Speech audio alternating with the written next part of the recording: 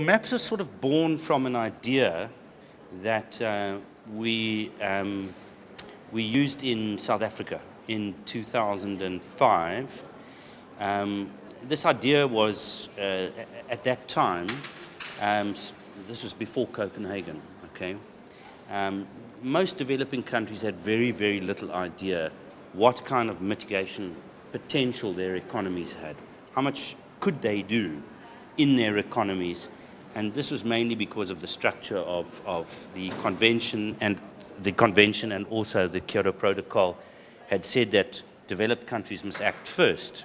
So most of our countries, and I'm South African, had not yet studied their potential. Now, traditionally, the way you do this is you commission a university or a think tank to produce a report, and they run a whole lot of numbers, and they give you this report. And we didn't want to do it that way. We wanted to do it differently, and I suppose one of the reasons we did was that in South Africa, at that time, we had a very consultative democracy.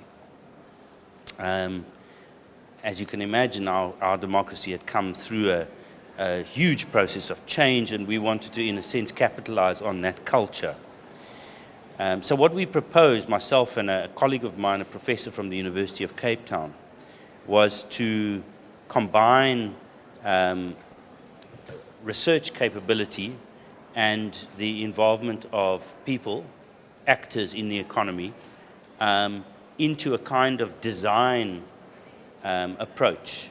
So they would combine in conversation to design new economies, the future economy, looking forward to quite far horizons, 2030, 2040, 2050. From a modeling perspective, we are capable of looking quite far into the future. Models have tremendous capacity to do that these days, of course, because of computers and their capabilities. But the problem with models is what you put in is what you get out. If you put rubbish in, then you get rubbish out, okay. So we were concerned about how you agreed what you fed into the pipe so that what came out of the pipe had value for actors in society, particularly, of course, governments. And so I came from a background as a mediator of conflict in South Africa, of which there was quite a lot. And so I believed that there would be some conflict in this process, but I believed that conflict is good. Contestation over these numbers would be healthy rather than unhealthy.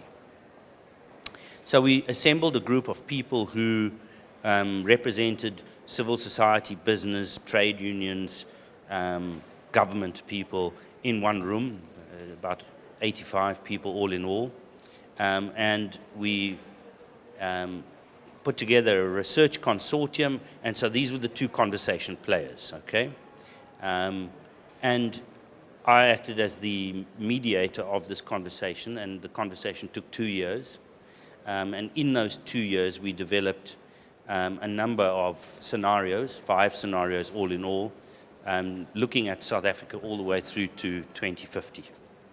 So that is the South African experience, and we left it at that. And then we were approached to see whether there would be other countries that would be interested, and that's how MAPS was born, on the basis of that idea. So for the MAPS experience, we approached about 25 countries to see whether they would be interested in this. And the most energetic response came from Latin America. Chile, Colombia, Peru, and Brazil all agreed that they wanted to do versions of these same studies. Time has marched on now. We're a post-Copenhagen world. The pledges that were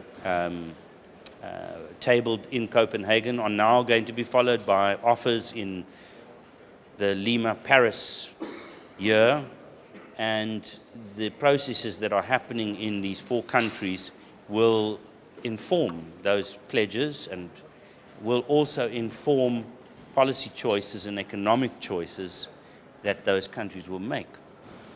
We're in particularly very interested in not only just mitigation and the reduction of greenhouse gases, but also in the economic and social consequences of these actions.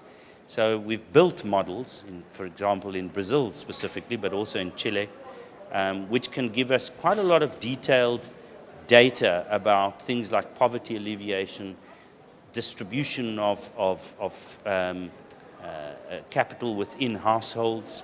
So we can look at both inequality, poverty, job creation, and other very important economic facts. Yeah? So this is very important for policymakers. Politicians want to look at these things as well as look at mitigation and find out where are the sweet spots where policy will fly for their countries.